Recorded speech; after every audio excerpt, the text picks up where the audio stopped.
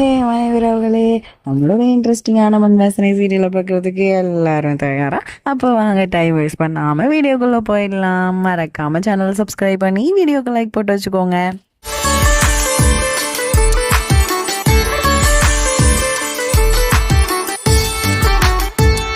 ஏன் நம்ம ஆனந்தி சந்தோஷமா இருக்கும்போது ஒரு ஃபோன் வருது. நம்ம பாட்டிக்கிட்டே இருந்து, ஏம்மா இவன் வந்துட்டு சாப்பிடவும் மாட்டுக்கான், ஒன்றுமே பண்ண மாட்டுக்கான், தயவு செய்து மாமான்னு சொன்னோன்னே இவன் ரொம்ப சேடாக ஃபோனை கட் பண்ணோன்னே, என்னாச்சுமா அப்படின்னு சொல்லி ஷிவ் கேட்பான்.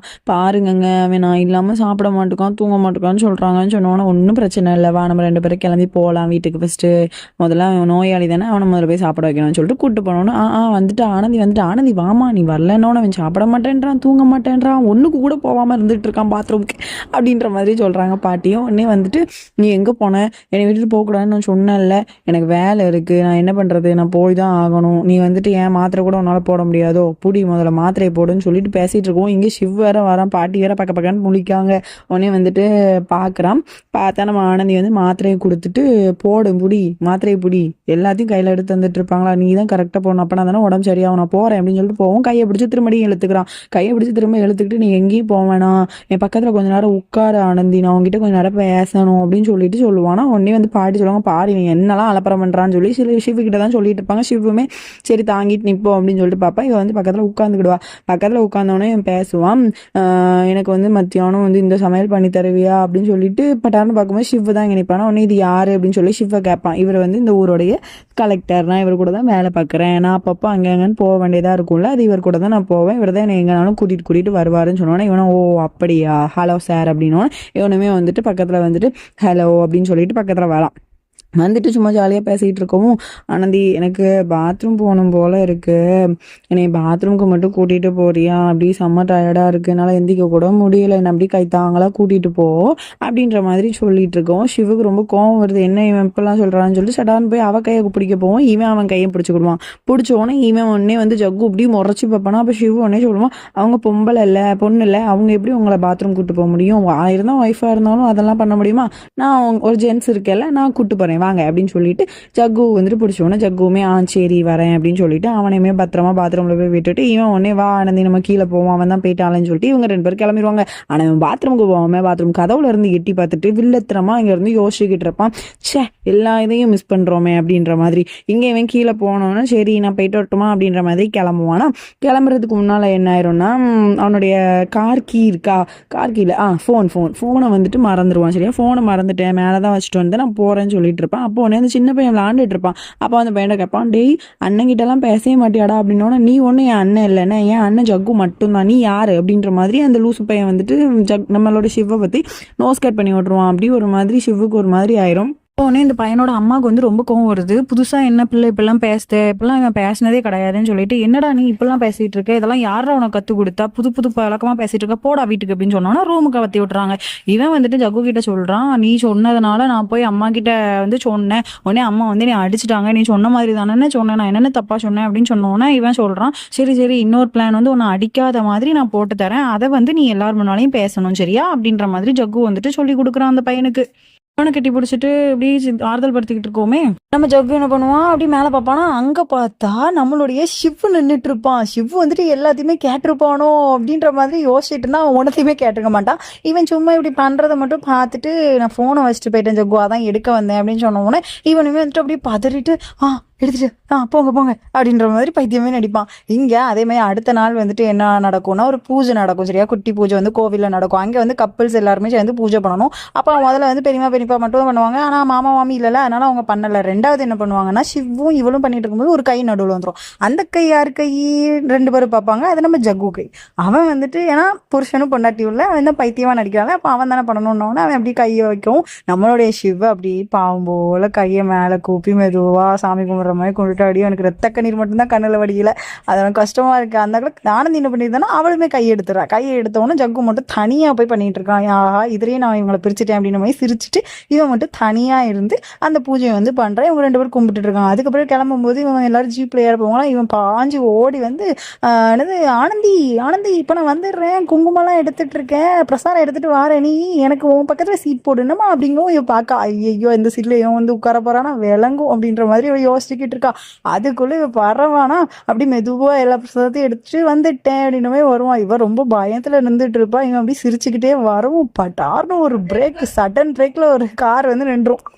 நம்ம சிவோடைய கார் தான். அவன் வந்து நின்றுட்டு சொல்லுவான், வாங்க அங்கே வந்து அவ்வளோவா ஃப்ரீயாக இருக்காது, நம்ம காரில் போவோம், 2 பேரும் சும்மா அப்படியே பேசிகிட்டே போகலாம் வாங்க அப்படின்னோன்னா இவனுக்கு அப்படி பயமாக இருக்கும். இவன் எதுக்கு சம்மந்தமே இல்லாமல் நம்மளை கூப்பிட்றான்னு சொல்லிட்டு, ஆனாலும் சரி பரவாயில்ல வாங்க போகலாம் அப்படின்னு சொல்லிட்டு 2 பேரும் ஏறிக்கிறாங்க. இவனுங்க 2 பேரும் காரில் ஏறி அப்படி போய்கிட்டு இருக்காங்க. போகலாமா அப்படின்னோன்னே போகலாம், சீட் பெல்ட் போட்டுக்கோங்க அப்படின்னோடனே சரின்னு சொல்லிட்டு வீட்லேயுமே வந்து இறக்கிறான். உடனே ஜகு உங்ககிட்ட கொஞ்சம் பேசணும் இல்லை அப்படிமா ஷிஃப். அந்த அக்கில் இவன் வந்துட்டு மெதுவாக இறங்கி வந்துட்டு, இதை பாரு ஜகு, நான் அவன்கிட்ட ஒன்று சொல்லணும், அதனால தெளிவாக கேட்டுக்கோ. நீ வந்துட்டு பைத்தியம் இல்லை அப்படின்றது எனக்கு தெரியும். அதே மாதிரி என்னைய பைத்தியமாக்குறான் அப்படின்ற மட்டும் நீ நினைக்காத. எனக்கு நீ என்னெல்லாம் பிளான் போடுற, என்னெல்லாம் பண்ணுறன்றது எல்லாமே எனக்கு தெரியும். ஆனந்தி என்னுடைய லவ்வர், ஓகேவா? அவள் எனக்கு இன்னும் கொஞ்சம் நாள்ல பொண்டாட்டியாக போகிறான். 1000 தான் இருந்தாலும் அவள் பொண்டாட்டியாக இருந்தாலும் நீ அவளை ஏமாத்திட்ட.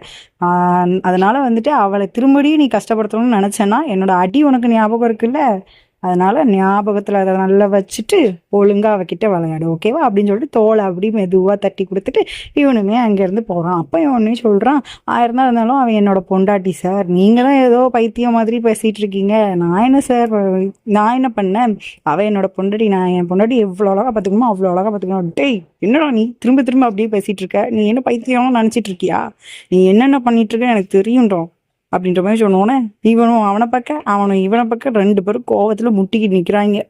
பாரு ஜெகதீஷ், நீ எல்லாரும் ஏமாத்துற மாதிரி என்ன மட்டும் ஏமாத்திடலாம்னு நினைச்சிடாத அப்படின்ற மாதிரி வான் பண்றான். அதோட இங்க காலையில ஆயிருமா, காலையில ஆனதுக்கப்புறம் ஓடி வருவான் ஷிவ் ஸ்வீட் பாக்ஸை தூக்கிட்டு. நம்ம பாட்டிக்கு ரொம்ப சந்தோஷமாயிடும். உடனே என்னாச்சு, என்னப்பா தம்பி, என்ன பேரப்பில்ல ரொம்ப சந்தோஷமா இருக்கீங்க? ஆமா பாட்டி, எல்லாம் சந்தோஷமான விஷயம்தான், அவனை சொல்ல போறேன் நில்லுங்க அப்படின்ற அதுக்குள்ளேயும் ஆனந்தி இங்கேருந்து வந்துடுவான். என்ன சொல்லுங்க அப்படின்னோன்னா அங்கே பார்த்தா ஜக்குவும் அந்த சின்ன பையனும் ஓடி விளாண்டுட்டு இருப்பாங்களா.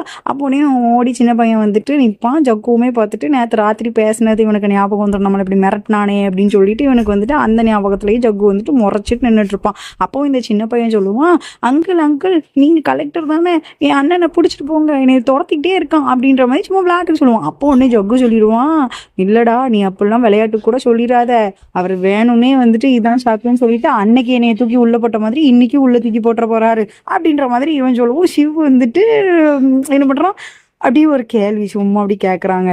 என்னன்னா அப்போ நீ இன்னும் எதையும் மறக்கலை அப்படி தானே அப்படின்ற மாதிரி சும்மா கேட்கான். அப்போ வந்து சொல்கிறான், அதை எப்படி மறக்க முடியும் கலெக்டர் சார், நீங்கள் தான் என்னை அடித்து துவைச்சி அன்னைக்கு என்னை ஜெயிலில் தூக்கி போட்டிங்க, கனவுல கூட அதெல்லாம் என்னால் மறக்க முடியாது அப்படின்ற மாதிரி சொன்னோட இவனுக்கு அப்படி ஒரு மாதிரி அது சரி அப்படின்னோட பாட்டி எல்லாருக்கும் தெரிஞ்சிருது, இவனுக்கு எல்லாம் மறந்துட்டுன்னு. அப்போ உடனே வந்துட்டு சொல்கிறான், எவ்வளோ கஷ்டப்பட்டிருப்பேன்னு எனக்கு மட்டும்தானே தெரியும், அதெல்லாம் வந்து திருப்பி கொடுக்காமையா இருக்க போறேன், பொறுத்துருங்க சார், உங்களுக்கு கண்டிப்பா அதை திருப்ப கொடுப்பேன் அப்படிங்கவும் இவன் திருப்படி என்ன பண்றான், அப்படியா ஜக்கு சார், அப்ப எல்லாமே உங்களுக்கு ஞாபகம் இருக்கு அப்படின்னோட எனக்கு அப்படி படப்படன்னு ஆயிடுது. ஐயோ கண்டுபிடிச்சிட்டானே அப்படின்ற மாதிரி.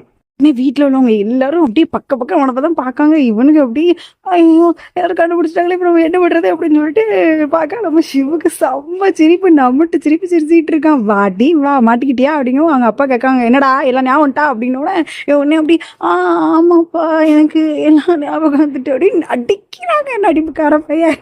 அடிச்சுட்டு இப்போதான் எனக்கு எல்லாமே ஞாபகம் வருது, ஐயோ நான் உங்க எல்லாத்தையும் எவ்வளோ கஷ்டப்படுத்திட்டேன், என்னைய மன்னிச்சிருங்க எல்லாரும், நான் திரும்ப இந்த வீட்டை விட்டு போயிடுறேன், ஆனந்தி நான் உங்ககிட்ட இந்த சாக்கில் ஏதாவது தப்பா நடந்திருந்தா என்னை மன்னிச்சிருமா அப்படின்னோட மனசுக்குள்ள நினைக்கான், யார்கிட்ட அவன் வேலையை கட்ட மொத்தமாக முடிஞ்சு போச்சா அப்படின்ற மாதிரி நினைக்கிறான். ஆனந்தியுமே வந்துட்டு என்னவோ பண்ணிட்டு போகலாம் அப்படின்ற மாதிரி பண்றாங்க. உடனே வந்துட்டு இவன் வெளியில போறான்னு சொன்னோன்னா பாட்டிக்கு மனசே கேட்கல, போகாதடா போகாதடான்னு எல்லாருமே சொல்றாங்க. அப்போ உடனே இந்த சின்ன பையன் வேற கையை பிடிச்சிட்டு அண்ணன் போகாதண்ணே அப்படின்னு அழுவானா.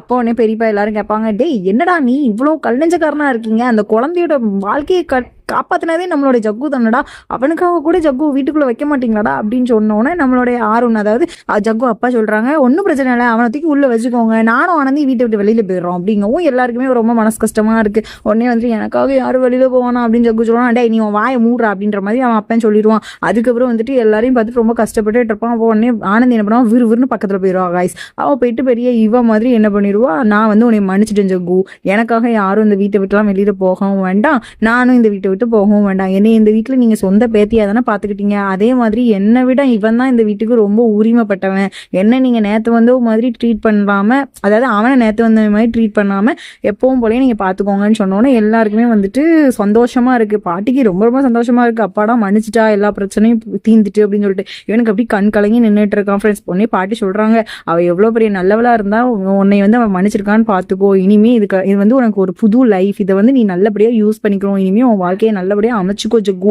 அப்படின்ற மாதிரி எல்லாருமே இது பண்ணுறாங்க. அப்போ ஷிவுமே போய் சொல்கிறான், இது நான் எதனால் அப்படி பண்ணேன்னா இதனால தான் பண்ணேன், என்னைக்கா இருந்தாலும் தப்பு வந்து எப்போவுமே வந்து ஜெயிக்காது, இனிமேலாவது உன் லைஃப்பை நல்லபடியாக பார்த்துக்கோ, புது லைஃப்பை ஸ்டார்ட் பண்ணுன்னு சொல்லிட்டு ஷிவுமே அங்கேருந்து சொல்லிட்டு போயிடுறான். இவன் வந்துட்டு எல்லாருமே போயிடுவாங்கல்ல, அப்போ இவன் மட்டும் தனி வரமா நின்றுட்டு அங்கே வந்து ரொம்ப கதறி அழுதுகிட்டு இருப்பான். ஒவ்வொரு நினைவுகளையும் பார்த்து நம்ம வந்து இங்கே நின்று இப்படி லவ் பண்ணோமே, இப்படி நின்று நம்மளால சேர்ந்து நின்னோமே, ஆனால் வந்துட்டு நம்மளே இவ்வளோ கஷ்டப்படுத்திட்டோமே, ஆனந்தியை கஷ்டப்படுத்தினதுனால தானே ஆனந்தி இப்படி கவலைப்படுறா அப்படின்ற மாதிரி அழுதுகிட்டு அடுத்த நாளுமே வந்துட்டு திரும்ப அழுவான். ஏன்னா வந்துட்டு அவங்களுக்கு வந்து நிச்சயதார்த்தத்துக்கோ கல்யாணத்துக்கு வந்து பத்திரிக்கை அடிச்சிருவாங்க. அப்போ நீ பாட்டியும் வந்து ஏன்டா இப்படி அழுதுகிட்டு இருக்க அப்படின்னு கேட்பாங்க. உடனே இவன் சொல்லுவான், பாட்டி என்னால் ஆனந்தியம் மறக்க முடியல பாட்டி அப்படிங்க. ஓ பாட்டிக்கு ஒன்றுமே ஓடாது, என்னது இவன் புது கதையை ஆரம்பிக்கான் அப்படின்னோட பாட்டிக்கு ஒன்றுமே ஓடாது. ஓகே ஃப்ரெண்ட்ஸ், நாளைக்கு என்ன நடக்குன்னு நாளைக்கு பார்க்கலாம். இந்த எபிசோட இதோட முடிச்சுக்கலாம். See you for the tomorrow episode.